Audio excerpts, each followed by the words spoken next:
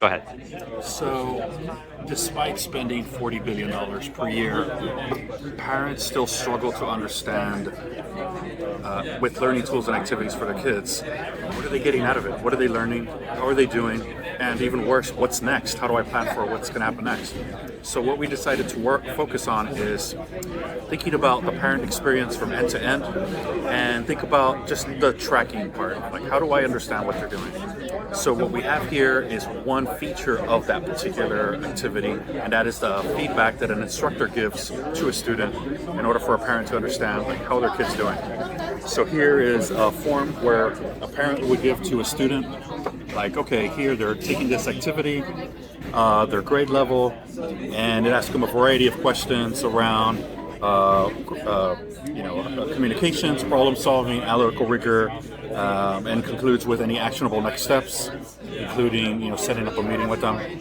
They click submit, and our system automatically processes the brain dump of the instructor.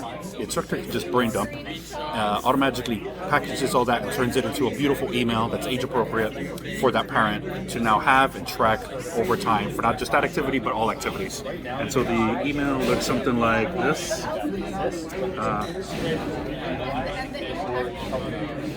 So here it's just an example of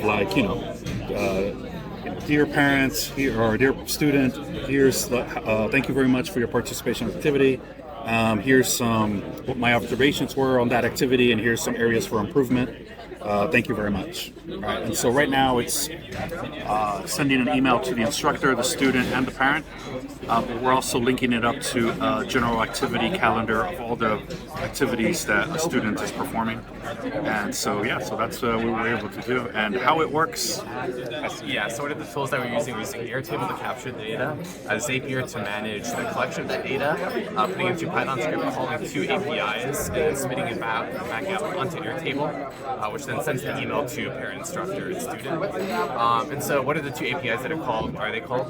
So the first one is a completions API where we fine-tuned a model on OpenAI, and that basically does sentiment analysis, feature extraction along 6 different learning performance attributes, and critical reasoning, problem solving. Where instructor gives feedback, it does feature extraction and says, hey student, you're very high in critical reasoning, for example, on a 1 to 5 Likert scale. And so we can track those features over time of a student so that parents can use that to predict and be informed on what their students should take next. Oh, you're doing well in critical reasoning over the past couple months. Maybe we should sign you up for an activity that's high in critical reasoning. The second is the chat completions API, which takes the output, those features, along with the Airtable data, to then make an age-appropriate response for that student who we saw in the email.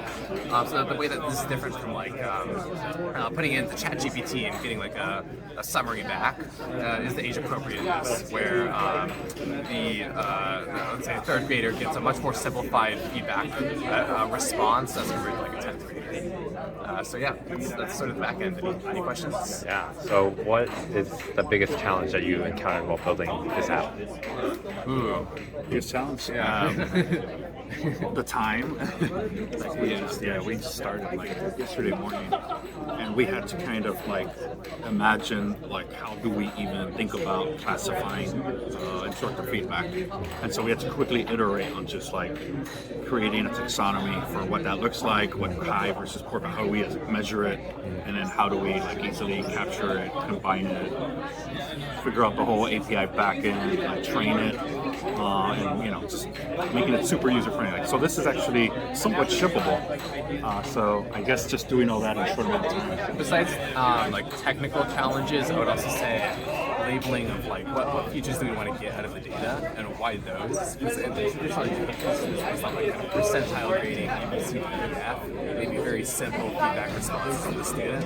So we're okay, what are creative and useful attributes that we should track for a student that's different from the status quo, because the status quo is not doing well, that would be helpful and extremely useful for the student. Got it.